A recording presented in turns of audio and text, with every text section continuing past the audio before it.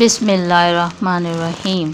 अल्लाहु अकबर कबीरा वल्हम्दुलिल्लाहि कसीरा व सुब्हानल्लाहि बुक्रतन व असीला। अस्सलामु अलैकुम व रहमतुल्लाहि व बरकातुहू। चैनल के नाज़रीन, माह सफ़रुल मुज़फ़्फ़र का आगाज़ हो चुका है और आपके साथ मैं बहुत सारी बातें शेयर भी कर रही हूँ। इस वक्त मेरा जो मौज़ू है वो है सदका।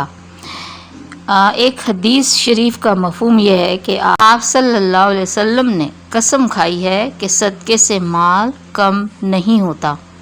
नबी करीम सल्लल्लाहु अलैहि वसल्लम की बात पर यकीन होना चाहिए। जो उनकी बात पर यकीन नहीं रखता तो फिर क्या उसका ईमान है। इन मुसीबतों से जो हमारी ज़िंदगी में आती हैं तो बचना चाहिए कि खुदा ना करे अगर मुसीबत आ जाए तो मामला और संगीन हो जाता है कि इंसान दुख सहता है और परेशानियां उठाता है, फिर सदका भी करता है, तो वो बात नहीं होती जो मुसीबत के आने से पहले सदका करने पर होती है कि उससे इंसान मुसीबत के आने से पहले बच जाता है। मगर हम लोगों को इस चीज़ का बिल्कुल भी एहसास नहीं होता। हम तो जब मुसीबत आ जाती हैं तो फिर सदका खैरात नफिल और वज़ाइफ और सब चीज़ों के पीछे लग जाते हैं। खुदा ना करे जब तक कोई मुसीबत या बीमारी ना आ जाए तो सदका नहीं करते। एक और हदीस शरीफ के मफ़हूम में है कि सदक़े से 70 बलाएं दूर होती हैं। एक और हदीस शरीफ के मफ़हूम में है कि बला सदक़े को फलांग नहीं सकती, यानी सदका ढाल है।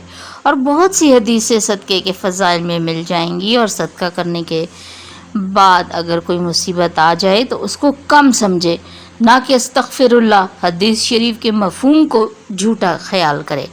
खुदा और रसूल की बात कभी भी गलत नहीं हो सकती।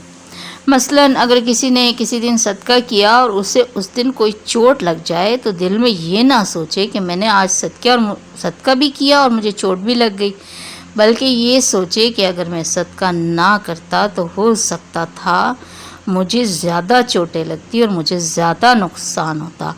मसलन खुदा ना करे टांग टूट जाती, सर पर ज़ख़म आता या रीढ़ की हड्डी टूट जाती और भी बहुत कुछ, तो इसलिए महीना 2 महीने अस्पताल में गुजारने पड़ते।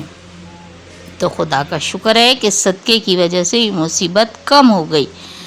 खुदा और उसके रसूल ने जिस चीज़ के बारे में फरमा दिया है इसमें खैर है, तो इसमें हमेशा खैर है।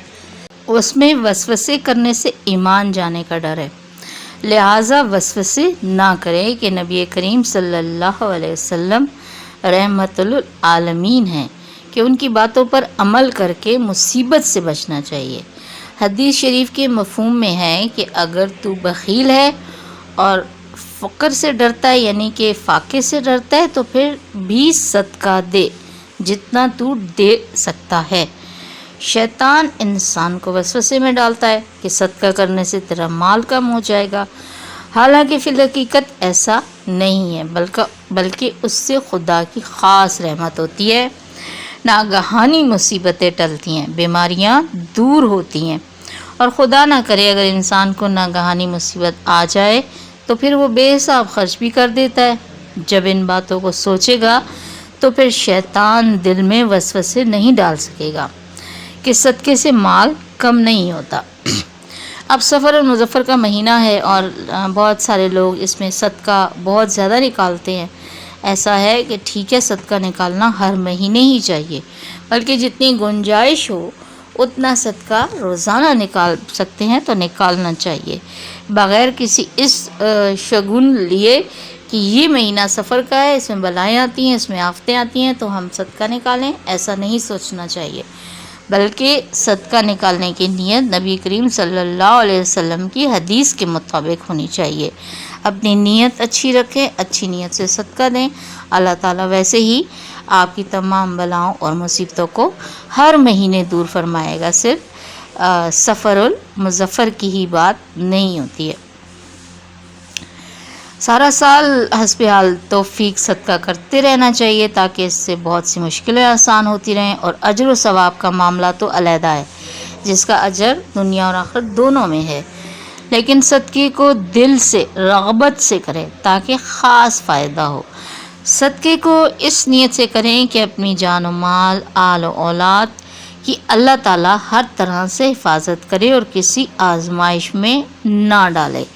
اپنی نیت بھی خالص اللہ تعالیٰ کے لیے رکھیں اور اپنا ارادہ بھی اللہ تعالیٰ کی طرف رکھیں کہ اللہ تعالیٰ ہی کی طرف سے ہی مصیبت آتی ہے اور اللہ تعالیٰ ہی کی طرف سے جو ہے وہ خوشیاں ملتی ہیں، نہ ہی کوئی کسی مہینے کی وجہ سے ہوتا ہے اور نہ ہی کوئی کسی دن کی وجہ سے ہوتا ہے۔ اس لیے صدقہ ہر مہینے، ہر مصیبت کے آنے سے پہلے دینے کی کوشش کیا کریں۔